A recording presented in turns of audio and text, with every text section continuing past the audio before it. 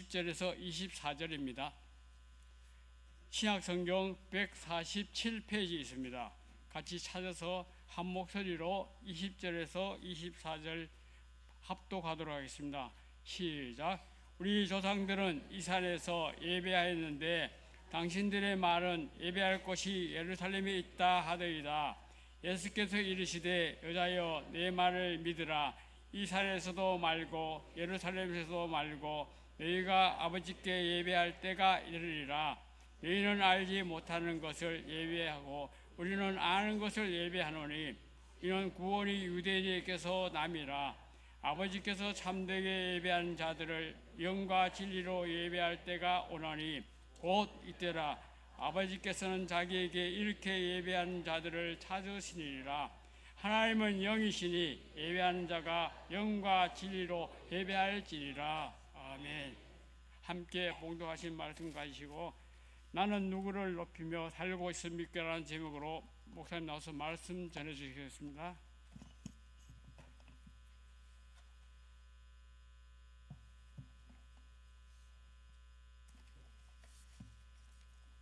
할렐루야. 네, 목요일 날에도 뵙고 또 오늘도 뵙고 너무너무 반갑고 즐겁고 감사합니다. 주보 안에 보니까 또 삽지가 하나 있죠. 네, 여러분 받으셨죠? 기도 카드. 이게 뭔가 하고 이렇게 또 생각을 하실 것 같은데 뒤에 보면요, 제일 뒤에 보면은 출석 카드라고 되어 있죠. 출석 카드에 특별 새벽 기도회인데 왜 오후도 있나 하고 또 궁금해하실 것 같고 송구 영신 예배는 왜 있나 또 이렇게 생각도 하실 것 같은데 이게 하나의 이벤트입니다. 여러분, 주의 몸된 교회는 무엇을 하는 곳이에요? 만민이 기도하는 곳이라고 했어요. 예배하며 기도하는 곳인데 여러분, 우리가 주일 예배도 예배이고 송구영신 예배도 예배이고 그래서 우리가 함께 이렇게 교회를 기도로 세워가자 하는 마음으로 이렇게 만들어 봤습니다. 여러분, 새벽 예배 오시면 우리 권사님들께서 스티커를 주실 거예요. 그래서 스티커를 가지고 하나씩 붙이시면 되고 안에 있는 내용을 한번 또 이렇게 보시면 안에 보면은 목사님 기도해 주세요 있고 오른쪽에 또 기도 제목 카드가 있잖아요. 여러분, 형편에 따라서 특별 새벽 예배 못 나오시는 분들도 있으실 텐데 새벽 예배 나오시면서 특별 새벽 예배 나오시면서 여러분들이 2026년도에 하나님께 기도하는 기도 제목들을 여기 적으시면서 기도하는 겁니다.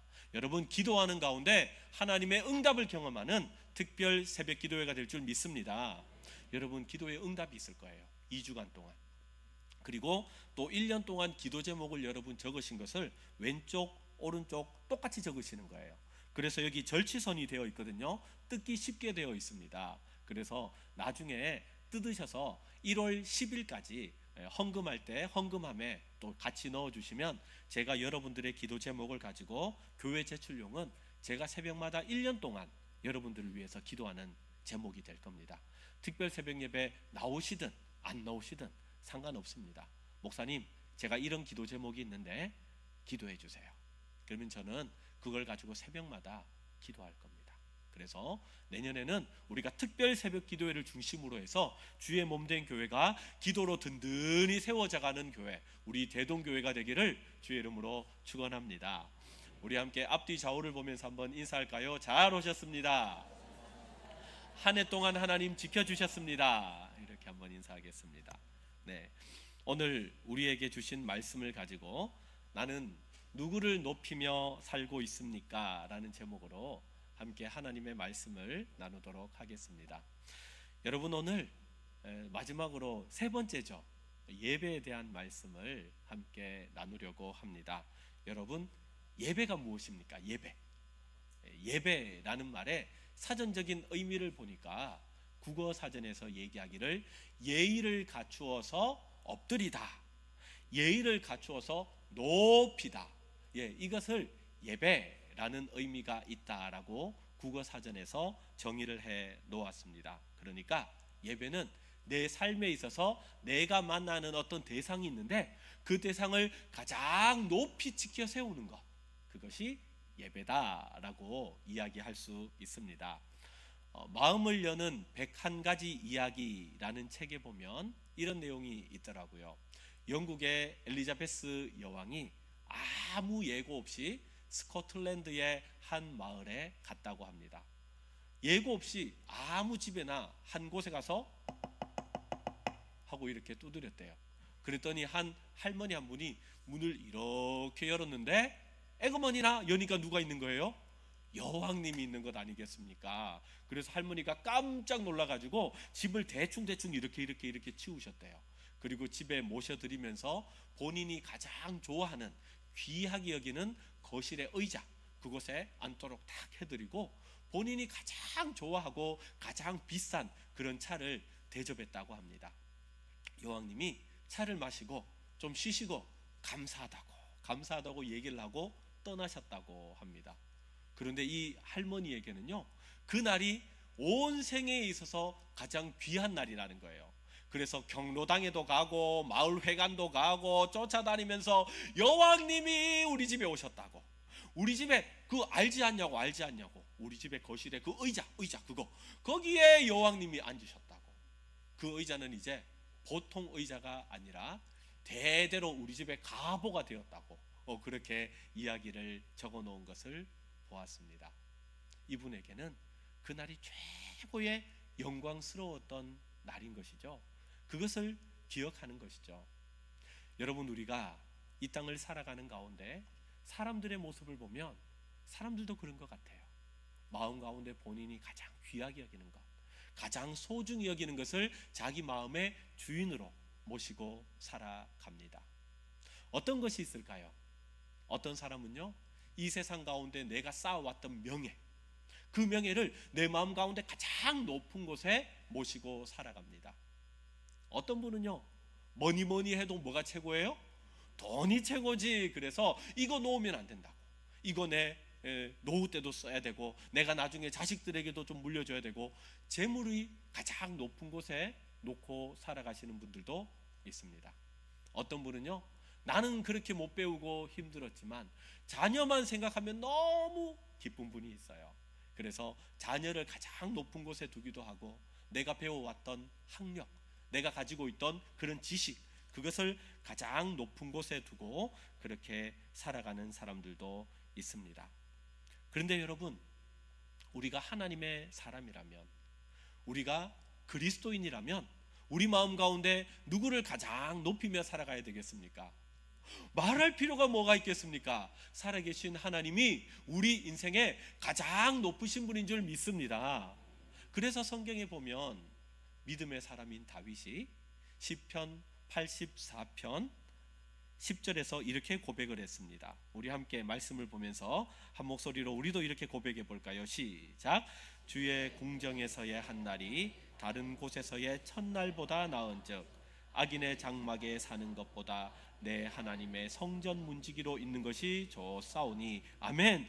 다윗이 고백하는 거예요. 오늘날 뭐 좀 이렇게 여행 가는데도 돈이 좀 싸다고 일본도 가고 사이판도 가고 뭐 미국도 가고 여기저기 좋다더라 하는 곳이 많을지라도 그곳에 가서 첫날을 보내는 것보다 어디가 더 낫다고요?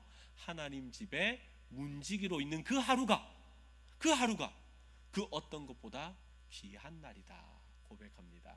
이것이 저와 여러분들의 믿음의 고백이 되기를 주의 이름으로 축원합니다. 여러분, 오늘 말씀을 보면 오늘 말씀도 그런 내용이에요. 하나님을 높이는 방법에 대해서 오늘 말씀은 우리에게 교훈을 줍니다. 오늘 본문은 여러분 잘 아시죠? 사마리아의 수가성의 우물가에 있는 여인에 대한 이야기입니다. 이 여인의 특징이 있잖아요. 남편이 몇 명이었다고요? 5명이 있었어요.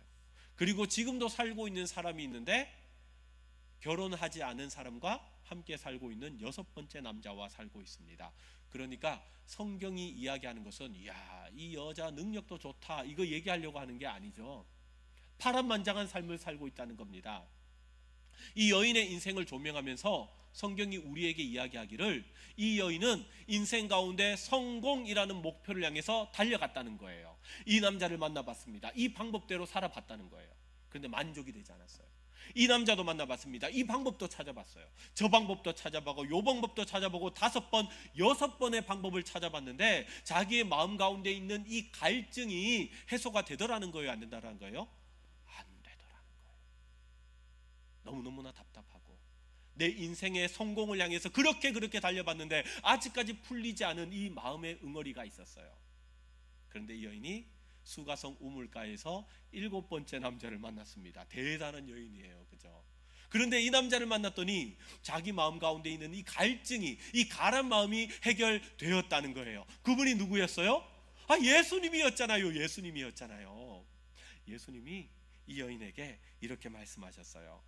요한복음 4장 13절 14절을 함께 읽어보겠습니다. 시작. 예수께서 대답하여 내가 주는 물을 마시는 자는 영원히 목마르지 아니하니리. 내가 주는 물은 그 속에서 영생하도록 솟아나는 샘물이 되리라. 아멘. 이 말씀을 딱 들었더니 이 여인이 마음 가운데 있었던 그런 갈증, 가란 마음, 이게 다 풀려버렸어요. 그렇구나. 우리 주님만이 참된 생수가 되시는구나. 그러면 이 높은 분을 예배하고 찬양을 해야 되겠는데 어떻게 예배해야 될까? 그래서 예수님께 물었습니다. 예수님, 그러면 나는 어디에서 예배해야 할까요? 라고 묻는 것이 오늘 본문에 나오는 예수님과 여자의 대화입니다. 그러니까 이 여인은 지금까지 성공을 위해서 달렸습니다. 내가 성공을 위해서 이 방법 저 방법 요 방법을 사용했는데 생명의 근원 되시는 영원한 생수 되시는 예수님을 만났더니 그의 관점이 이제는 성공이 아니라 거룩한 것으로 바뀌었다는 거예요. 여러분, 우리도 그렇잖아요. 하나님을 예배하러 교회에 와서 말씀을 듣고 하나님을 찬양하고 기도하는 가운데 우리의 마음이 조금씩 변화되지 않습니까? 이전까지는 어떻게 하면 성공할까? 어떻게 하면 떵떵거리고 살아갈 수 있을까 했는데 하나님의 은혜를 경험하다 보니까 하나님, 이제 내가 어떻게 살아가야 할까요? 하나님, 내가 어떻게 사는 것이 하나님의 영광이 되는 삶을 살아가는 것입니까? 이 여인이 가지고 있었던 마음이, 성공이라는 마음이 무너지더니 이제는 하나님 앞에 거룩하게 살아가기를 마음 가운데 작정하는 여인의 모습을 성경 가운데 볼 수 있습니다. 이제 내 마음 가운데 거룩한 마음을 가지고 살아가기를 원하는 이 여인에게 주님은 3가지 말씀을 주셨어요. 함께 살펴보려고 하는데요. 첫 번째, 주님이 주신 말씀은 예배에 대해서 말씀하시는데 어디에서 예배를 하느냐가 중요한 것이 아니라 누구에게 예배를 드려야 하는가, 이게 중요하다. 주님 말씀하셨습니다. 오늘 본문의 수가성 여인은 예수님께 예배의 장소를 묻고 있죠. 예수님, 우리가 어디에서 예배해야 합니까? 그때 주님이 23절의 말씀을 주셨어요. 함께 읽겠습니다. 시작.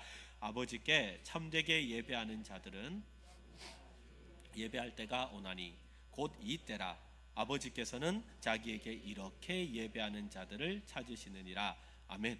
주님의 대답은 명하겠습니다. 어디에서라고 얘기를 하고 있는 이 여인에게 주님은 누구에게 예배해야 되느냐, 그 예배의 목적이 뭐냐, 예배의 대상이 누구냐, 거기에 집중해야 된다. 주님께서는 말씀하셨습니다. 여러분, 본문에 이 수가성 여인이 예수님께 이렇게 물을 수밖에 없었던 상황에 대해서 잠시 그 배경을 살펴본다면요, 과거에 구약의 이스라엘은 2 나라로 나뉘어졌잖아요. 북쪽에는 이스라엘이라 그랬고 밑에 남쪽에는 유다라 그랬습니다. 그런데 시간이 지나서 북이스라엘이 아수르라는 나라에 722년도에 짓밟혀서 무너지게 됩니다. 없어지게 됩니다. 그때 이 아수르라는 나라가 가지고 있었던 포로 정책은 무엇이었는지 하면 이 제국이었어요. 엄청나게 큰 제국이었습니다. 포로가 너무너무 민족들이 많았는데 얘네들을 그냥 원래의 순수 민족으로 그대로 두고 있으면 나중에 쿠데타를 일으킬 거야. 그러니까 혼혈 민족으로 만들어버리자라는 것이 아수르가 가지고 있었던 포로 정책이었습니다. 이 이스라엘도 그냥 너희들만 두면 안 된다, 다 섞어버리자. 그래서 그때 혼혈족이 되어버렸어요. 북이스라엘이 혼혈족이 되었다는 것은 첫 번째, 그들이 하나님 앞에 언약의 민족으로 순수한 언약 민족이 되지 못하고 혼혈족이 되었다는 것이고, 두 번째, 그들이 혼혈족이 됨으로 인하여서 그들이 가지고 있었던 여호와 경외 신앙, 그것도 무너지면서 다른 민족과 함께 우상을 섬기는 민족이 되었다라는 거예요. 시간이 지나서 남유다도 멸망당했습니다. 바벨론을 통해서 멸망당했어요. 하나님의 약속에 따라서 70년 동안 바벨론으로 살게 되었죠. 시간이 지나서 70년 후에 귀환하게 되었습니다. 귀환하면서 제일 먼저 했던 것이, 지난주에도 말씀을 나누었는데, 수룹바벨이라는 총리가 성전을 만들었어요. 두 번째 성전, 수룹바벨 성전을 만들 때에 혼혈이 되었던 이스라엘 사람들, 사마리아 사람들도, 야, 우리도 하나님을 믿는 백성들이었는데 함께 수룹바벨 성전을 짓자라고 얘기를 했어요.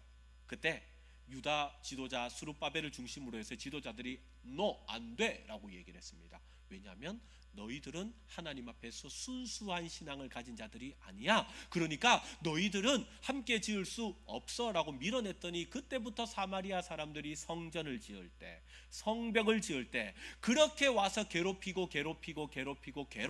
이유가 거기에 있었습니다. 성경은 그때부터 이들을 북이스라엘 사람이다라고 얘기를 하지 않고 무엇이라고 얘기를 했는지 하면 사마리아 사람이다라고 얘기를 했어요. 이제는 그들에게 이스라엘의 영광이 사라졌습니다. 오직 남아있는 남유다 사람들에게만 하나님의 그 언약의 이스라엘이라는 이름이 남았고, 이제는 이들에게 혼혈족이 되었던 이들에게는 사마리아 사람이다라는 이름이 남았어요. 여전히 사마리아 사람도 하나님을 예배하고 싶은 거예요. 그들이 순수하지 못한 신앙이지만 그들의 뿌리는 여호와 경외 신앙이잖아요. 그러면 우리는 어디에서 예배해야 될까? 그러다가 그들이 생각해낸 곳이, 자기들이 살고 있는 자기들의 지역 가운데 그리심이라는 산이 있는데, 그곳에 성전을 지어서 우리도 여기서 하나님 예배하자, 우리도 하나님 예배하자 하면서, 그때부터 시간이 지나면서 수가성 여인이 있을 때까지 그들이 하나님께, 사마리아 사람들이 예배를 하면서 살게 되었습니다. 그러다 보니 이 사마리아 여인이 궁금한 거예요. 아니, 예수님, 성경에 보면 하나님께 예배할 때는 이 예루살렘 성전, 남쪽에 있는 예루살렘 성전에서 예배를 드리라고 했는데, 그런데 우리는 우리 선조 때부터 이 북쪽에 있는 그리심산에 있는 성전에서 예배를 드립니다. 뭐가 맞습니까? 헷갈립니다. 우리가 자꾸 여기서 예배 드려도 됩니까? 라고 물을 때 예수님께서 주신 말씀이죠. 21절을 보니까, 이 산에서도 말고 예루살렘에서도 말고 너희가 아버지께 예배할 때가 이르리라. 아멘. 예수님은 장소가 예배의 진짜 가치다라고 얘기를 하지 않으셨어요. 우리가 진짜로 예배할 분은 누구밖에 없다는 거예요? 하나님밖에 없다는 겁니다. 예배 장소가 중요한 것이 아니라는 겁니다. 그런데 여러분, 오늘날 교인들을 보면, 신앙생활하는 사람들을 보면 오늘날 교회 쇼핑을 한다고 하죠.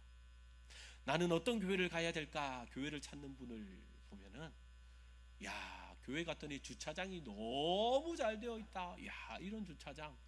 교회에 가서 의자에 탁 앉았는데, 야, 쿠션감이 그냥 영화관과 같아. 우와, 너무 좋은 교회야.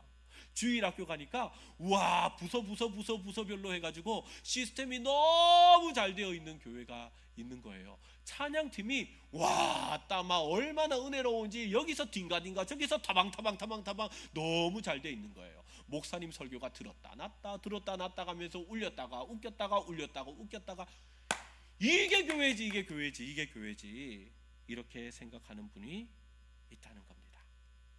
여러분, 이런 고민들의 깊은 기저를 보면 무엇이 있는지 하면, 예배가 누가 대접받는 예배예요? 결과적으로 내가 대접받는 거예요. 내가 마음이 편하고, 내가 마음이 기쁘고, 어딜 가야 내가 즐겁고 감사하고 행복한 신앙생활을 할 수 있을까? 예배의 주체가 우리가 높여드려야 할 분이 누구라고요? 하나님인데, 그런데 예배의 주인이 하나님이라는 이름을 빙자해서 내가 될 때가 있는 것 같습니다. 여러분, 교회는 어떤 곳이 되어야 합니까? 평안한 곳이 되어야 돼요. 일주일 가운데 우리가 얼마나 힘든 시간을 보내며 살았습니까? 일을 하면서 사람을 만나면서 얼마나 수고했습니까? 주일날 교회 와서 영혼의 쉼을 얻고 좀 평안하게 있으면 좋겠는데, 그런데 이게 정말 하나님을 높이는 예배일까요? 하나님을 위한 예배일까요? 예배 주인이 내가 되지 않을까요? 나의 예배가, 우리의 예배가 하나님 아버지께 나를 드리는 예배가 된다면 어떨까요? 장소가 조금 오래되었으면 어떻습니까? 히터가 나오는데 조금 차가우면 어떨까요? 찬양대가 찬양을 하는데 하나님께 영광을 드리면서 오늘 모든 할 때 조금 이렇게 틀리는 부분이 있었지만, 아니 좀 틀리면 어떻습니까? 얼마나 은혜스럽습니까? 우리 1년 동안 수고한 우리 예루살렘 찬양대, 우리 박수 한번 해주세요. 매주마다 일찍 와서 찬양하고 영광 돌리며 나아가잖아요. 여러분, 목사가 설교하는데 좀 시끄러워 가지고 자야 되는데 좀 잠 좀 못 자면 어떻습니까? 우리가 조금 부족하고 우리가 좀 연약할지라도 우리의 마음이 내가 충격받으려고 하는 것이 아니라 우리가 하나님을 높이고 하나님께 영광 돌린다면, 조금 부족하면 어떻습니까? 그것이 하나님 받으시는 영광의 예배가 될 줄 믿습니다. 여러분, 그래서 예수님이 말씀하시는 거예요.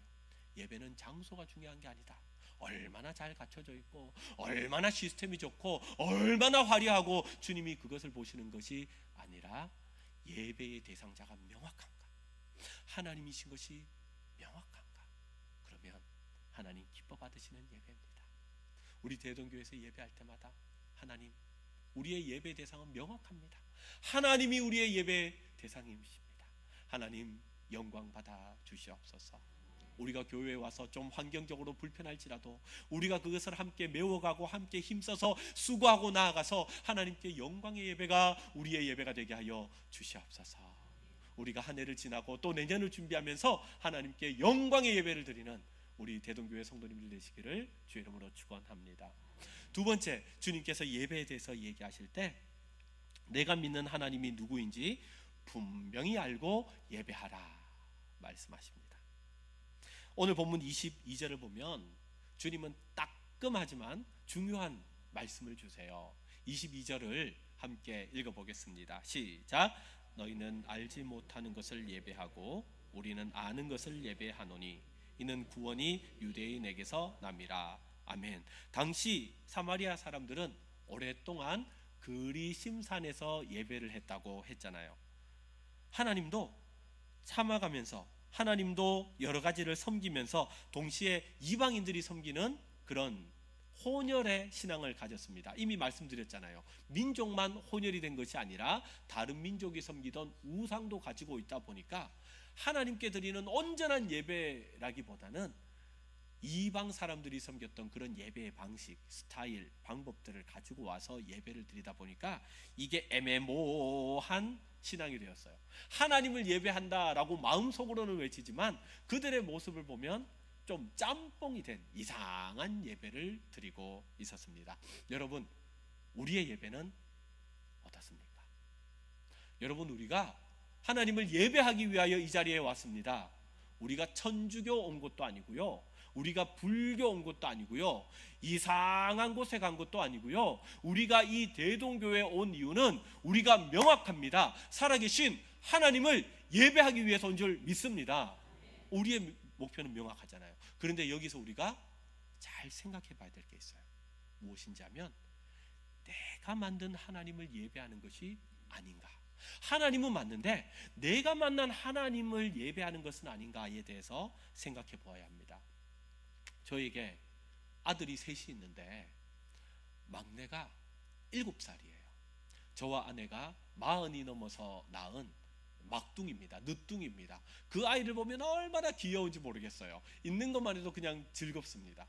그 아이가 자라면서 자기가 갖고 싶은 것들이 자꾸 많아져요. 그래서 떼를 쓰기 시작합니다. 아빠 이거 사줘, 이거 사줘, 이거 사줘, 계속해서 합니다. 여러분, 자꾸 떼를 쓰는데 사줘야 될까요, 말아야 될까요? 사줘야죠. 그래서 제가 그래 가자, 아빠 사줄게 카드 긁을게 해서 탁 긁었습니다. 애가 너무 좋아하는 거예요. 아빠 최고가 됐어요. 그 다음날이 됐습니다. 밥 먹어야지. 밥을 안 먹어요. 쿵쿵거리면 안 돼. 밑에 집에 시끄러워. 쿵쿵거리지 마. 그래도 자꾸 쿵쿵거리는 겁니다. 그럴 때 알을 불러와가지고 훈육을 시켜야 됩니까? 말아야 됩니까? 시켜야 되죠. 그래, 일로 와봐라, 일로 와봐라. 네 아빠가 뭐라 해너 탁 앉혀놓고 막 야단을 쳤습니다. 그랬더니 아이가 야단 맞고 난 다음에 아빠는 어떻다 할까요? 아빠 싫어. 아빠 미워. 아빠 미워. 그러니까 이 아이에게는요, 아빠는 자기 기분에 따라서 바뀌는 아빠이죠. 아직 어리니까. 잘해주면 아빠 좋아. 그런데 조금만 섭섭하면 아빠 미워. 그죠? 여러분, 우리의 예배 모습도 돌아봐야 돼요. 나는 어떤 마음으로 예배를 드리나? 하나님 앞에 마치 7살 아이처럼 그런 내 기분에 맞춰서 하나님께 예배하고 있는 것은 아닌가? 하나님께 예배하고 내 마음에 은혜가 되고 기도에 응답이 있으면 할렐루야, 하나님은 사랑의 하나님이시죠. 그런데 내 삶 가운데 고난이 있어요. 어려움이 있습니다. 눈물의 시간이 있습니다. 하나님 어떻게 이렇게 냉정하십니까? 하나님 어찌 그럴 수 있습니까? 내 하나님 맞습니까? 여러분, 하나님은 내 기분에 따라서 좌지우지 되시는 분이신가요?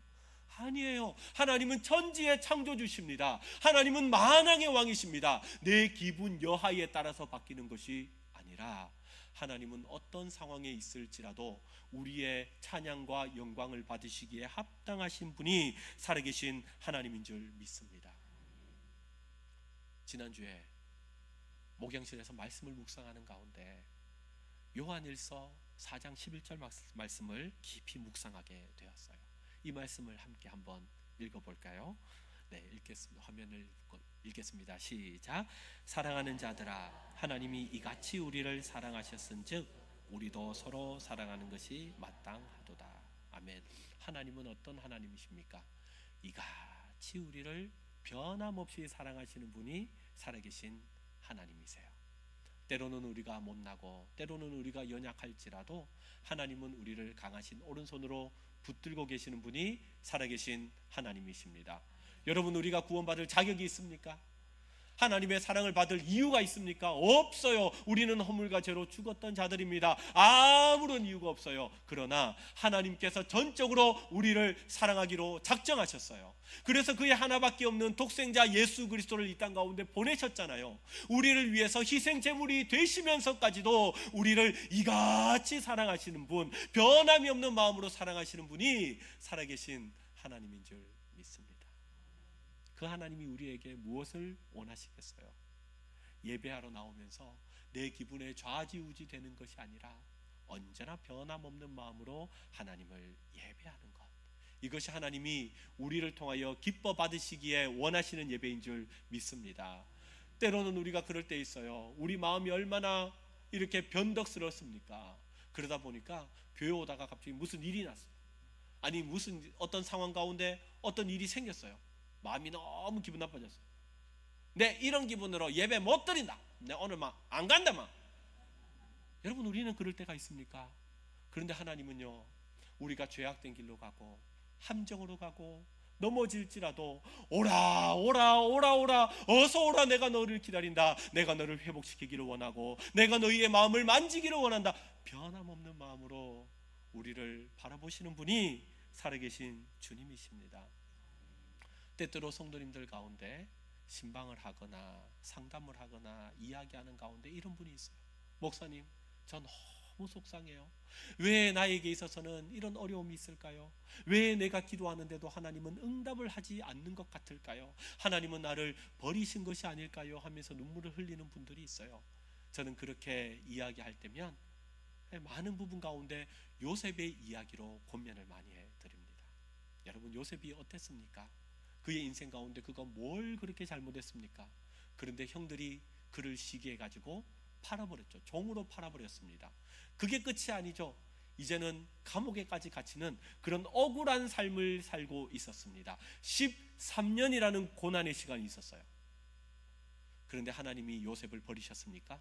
아니요. 요셉도 생각할 때 하나님이 나를 버리셨나? 그렇게 생각할지 몰라도 하나님은 요셉의 인생 가운데 늘 함께하고 계셨어요. 그리고 하나님께서 역사하셨어요. 세 가지 방법으로 역사하셨습니다. 첫 번째는 하나님의 때입니다. 하나님께서 언제 역사하셨나? 그가 단순히 총리가 되는 것이 목적이 아니라 이제 곧 다가올 기근 시간, 7년의 흉년의 시간이 있기 전 하나님은 그를 총리의 자리로 높여주셨어요. 하나님께서 때를 기다리셨고 가장 정확한 타이밍에 요셉에게 총리의 자리에 앉게 하신 것이죠. 두 번째는요, 하나님의 방법이었어요. 어떻게 노예의 신분으로 제국의 2위 자리인 총리의 자리로 오를 수 있습니까? 하나님의 방법이었어요. 사람들이 이해하지 못하는 바로의 꿈, 사람들이 해석하지 못하는 그 바로의 꿈, 그러나 꿈의 주인 되시는 하나님께서 지혜를 주심으로 요셉이 그 문제를 풀므로 인하여서 총리의 자리에 오르게 되었습니다. 하나님의 방법이었죠. 세 번째는 하나님의 사람이라는 방법입니다. 고난의 시간 가운데 총리의 일을 하면서 그 집에서 모든 집의 대소사를 담당하는 총무의 일을 감당했습니다. 그리고 감옥에 있으면서 요셉이 있었던 감옥은 일반 감옥이 아니었어요. 정치범, 정치를 했었던 사람들만 모아서 두는 정치 수용소였습니다. 그곳에서 이런 이야기 저런 이야기, 어떤 일에 있었던 그 애굽에 있었던 모든 이야기들을 다 듣게 되었죠. 그리고 그가 총리가 되었을 때 모든 일을 감당하지 않았습니까? 그러니까 하나님께서 하나님의 사람으로 온전히 쓰임 받을 수 있도록 다듬으신 방법으로 요셉이 요셉되게 하신 것입니다. 사랑하는 성도 여러분, 구약의 호세아 선지자는 외칩니다. 우리가 여호와를 알자. 힘써 여호와를 알자. 여호와를 몰랐기 때문에 오해하는 거예요.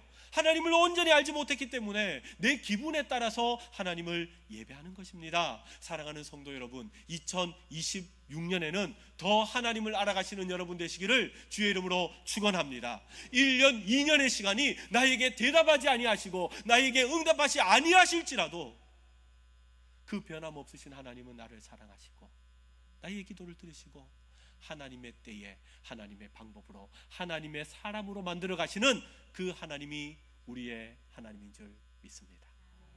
그래서 마지막으로 세 번째는요, 온 마음과 변치 않는 성실함으로 예배해야 합니다. 오늘 본문 23절 마지막 말씀을 볼게요. 함께 읽겠습니다. 시작. 아버지께 참되게 예배하는 자들은 영과 진리로 예배할 때가 오나니 곧 이 때라. 아버지께서는 자기에게 이렇게 예배하는 자들을 찾으시느니라. 아멘. 네, 또 마지막으로 나왔습니다. 여러분, 영과 진리로 예배는 어떻게 해야 된다고요? 신령과 진정으로 예배는 신령과 진정으로. 여러분, 영으로 드리는 예배라는 것은 우리 육신이 중심이 아니라 스피릿, 영이 중심입니다. 여러분, 사람의 마음에는요 세 가지의 요소가 있다고 이야기합니다. 뭐가 있는지 하면 아는 것, 지, 두 번째 느끼는 것, 정, 그리고 결단하는 것, 의, 지, 정, 의 세 가지가 있다고 합니다. 여러분, 예배를 드리는 가운데 영으로 예배한다는 것은 이 세 가지 요소가 따로 노는 것이 아니라 하나로 모여서 하나로 어우러져서 하나님께 예배하는 것을 영으로 드린다라고 얘기를 하는 거예요. 그런데 어떤 분은 신앙생활 하다 보면 머릿속으로 하나님을 너무 잘 알아요. 얼마나 해박한 지식을 가지고 있는지 모릅니다. 그런데 가슴으로 은혜를 받지 못하는 분이 있어요. 가슴은 냉랭한 분이 있습니다. 어떻게 그것이 하나님께 영광의 예배가 될 수 있겠어요? 어떤 분은 말씀을 듣고 찬양하고 기도하는 가운데 하나님의 은혜를 마음 가운데 가득가득 채우는 분이 있습니다. 그런데 이것을 받았는데 할렐루야 하고 받았는데 삶 가운데 결단이 없는 분이 있어요. 어떻게 그것이 하나님께 영광의 예배가 될 수 있겠습니까? 하나님이 원하시는 영의 예배는 내가 하나님을 알았더니 하나님이 나에게 은혜를 주셨더니 하나님 이제 그렇게 살겠습니다. 결단하고 변화된 삶을 살아가는 지, 정, 의가 있는 이 예배가 하나님 기뻐 받으시는 영의 예배가 되는 줄 믿으시길 바랍니다. 여러분, 우리가 하나님 앞에 예배할 때마다 하나님을 더 알아가고 하나님의 그 풍성한 은혜가 내 마음 가운데 가득가득 차서 이제는 변화된 사람으로 살게 하여 주시옵소서. 이 모습이 우리 가운데 있기를 주의 이름으로 축원합니다. 두 번째는요, 영과 진리로라고 얘기를 했잖아요. 진리가 뭐냐? truth. 그러니까 변함이 없는 것. 이것이 진리입니다. 푸른 마르고 꽃은 시드나 변함이 없는 게 있다고 했어요. 무엇입니까? 여호와의 말씀은 영원토록 서리라 했습니다. 여러분, 진리가 무엇입니까? 변하지 않는 것이요. 여러분, 이 땅 가운데 변하지 않는 것이 무엇입니까? 오직 하나님밖에 없는 줄 믿습니다. 하나님은 변함이 없는 분이세요. 한번 택한 백성은요, 끝까지 구원 얻는 자로서 끌고 가시는 분이 살아계신 하나님이십니다. 여러분, 그래서 우리도 하나님 앞에 어떻게 살아야 돼요? 신실한 사람으로서 하나님 앞에 나아가 신실한 마음으로 예배해야 될 줄 믿습니다. 여러분, 제 부친께서 늦은 나이에 신학을 하셔서 경남 합천군 율곡면 인북리 386-2번지에 개척을 하셨어요. 개척을 하니까 그곳에선 예수 믿는 사람이 한 사람도 없었습니다. 그런데 예배드리다 보니까 한 여집사님이 딸과 함께 들어오셨어요.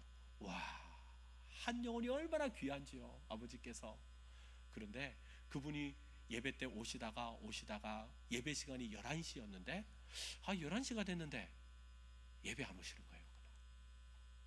특별한 일이 없었는데 남편이 태워주셔야지 오실 수 있었거든요.